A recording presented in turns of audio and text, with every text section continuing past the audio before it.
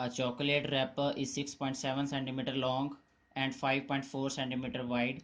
Calculate its area up to reasonable number of significant figures. जो data हमें given है उसमें लेंथ है, विड्थ है और फाइंड हमने एरिया करना है। तो सबसे पहले हम लिखेंगे length of wrapper which is 6.7 centimetre. इसके बाद हम राइट करेंगे विड्थ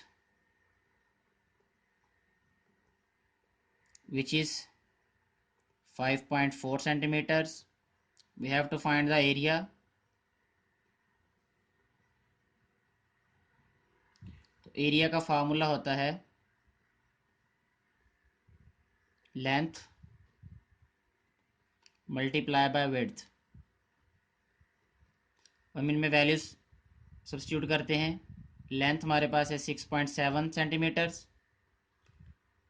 विड्थ हमारे पास है 5.4 सेंटीमीटर।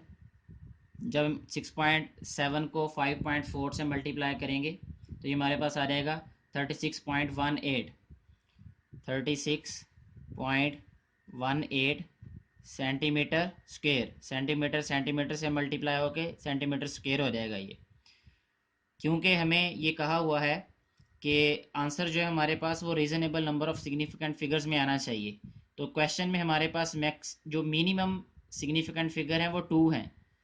फर्स्ट वाली जो लेंथ है उसमें भी सिग्निफिकेंट फिगर 2 है और विड्थ में भी 2 सिग्निफिकेंट फिगर हैं।